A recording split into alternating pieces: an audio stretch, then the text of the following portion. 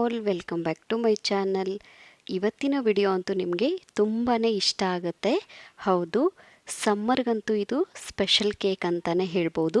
ಯಾವುದೇ ಕ್ರೀಮ್ ಇರ್ದಿರ ಬೇಕ್ ಮಾಡ್ದಿರ ಈ ರೆಸಿಪಿ ಅಂತೂ ನಿಮಗೆ ಖಂಡಿತ ಇಷ್ಟ ಆಗುತ್ತೆ. ಹಾಗಿದ್ರೆ ಬನ್ನಿ ಯಾವ ರೀತಿಯಾಗಿ ನಾವು ಕೇಕ್ನ ರೆಡಿ ಮಾಡೋದು ಅಂತ ನೋಡೋಣ. ಮೊದಲಿಗೆ ನಾನಿಲ್ಲಿ ಒಂದು ಪುಟಾಣಿ ಪ್ಲೇಟ್ನ ತಗೊಂಡಿದ್ದೀನಿ. ಅದಕ್ಕೆ ನಾನು ವಾಟರ್ ಮೆಲನ್ ಸ್ಲೈಸ್ನ ರೌಂಡಾಗಿ ಕಟ್ ಮಾಡ್ಕೊಂಡಿದ್ದೀನಿ. ಸೆಂಟ್ರಲ್ಲಿ ಬರೋ ಥರ ಪ್ಲೇಸ್ ಮಾಡ್ಕೊಳ್ಳಿ.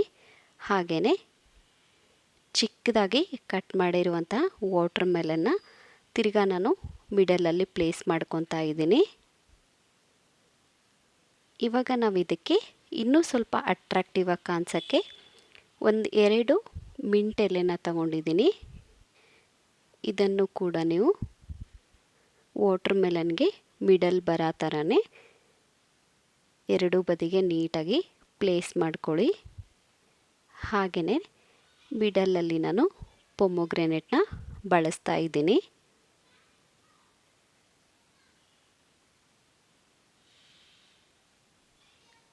ಇವಾಗ ನಾನಿಲ್ಲಿ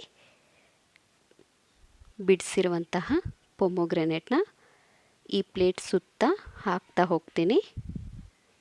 ಫುಲ್ ಸರ್ಕಲ್ ಥರ ನೀವು ಹಾಕ್ಕೊಬೇಕಾಗತ್ತೆ. ನೋಡಿ, ನಮಗಿಲ್ಲಿ ಒಂದು ಸರ್ಕಲ್ ಕಂಪ್ಲೀಟ್ ಆದಮೇಲೆ ಇನ್ನೂ ಸ್ವಲ್ಪ ಅಟ್ರಾಕ್ಟಿವ್ ಆಗಿ ಕಾಣಿಸ್ಲಿ ಅಂತ ಇನ್ನೂ ಒಂದು ಲೇಯರ್ನ ಹಾಕ್ತಾ ಇದ್ದೀನಿ.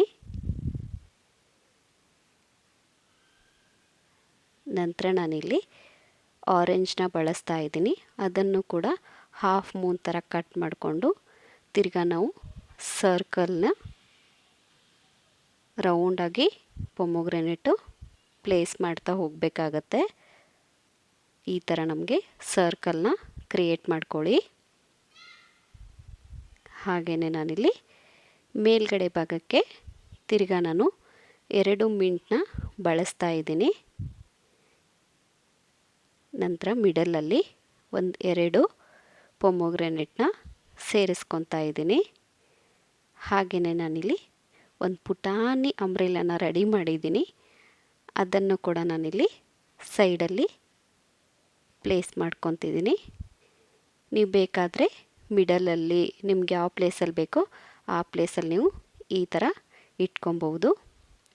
ಇವಾಗ ನಾವಿಲ್ಲಿ ಒಂದು ಪುಟಾಣಿ ಕ್ಯಾಂಡಲ್ನ ತಗೊಂಡು ನಮ್ಗೆ ಯಾವ ಪ್ಲೇಸಲ್ಲಿ ಬೇಕೋ ಆ ಪ್ಲೇಸಲ್ಲಿ ನೀವು ಇದನ್ನು ಈ ಥರ ಕಚ್ಬಿಟ್ಟು ಕ್ಯಾಂಡಲ್ನ ಹಚ್ಕೊಬಹುದು. ಸೊ ನೋಡಿದ್ರಲ್ಲ ಫ್ರೆಂಡ್ಸ್, ಎಷ್ಟು ಈಸಿಯಾಗಿ ನಾವು ಕೇವಲ 3 ಫ್ರೂಟ್ಸ್ಗಳಿಂದ ಈ ಕೇಕ್ನ ರೆಡಿ ಮಾಡ್ಕೊಬಹುದು ಅಂತ. ತುಂಬ ಹೆಲ್ದಿಯಾಗಿರೋ ಕೇಕ್ ಅಂತಲೇ ಹೇಳ್ಬೋದು. ಹಾಗಿದ್ರೆ ಇವಾಗಲೇ ಹೋಗಿ ಈ ಕೇಕ್ನ ರೆಡಿ ಮಾಡಿ ಆ್ಯಂಡ್ ಇದೇ ಥರ ನನ್ನ ವಿಡಿಯೋಗೆ ಸಪೋರ್ಟ್ ಮಾಡ್ತಾಯಿರಿ. Thank you for watching.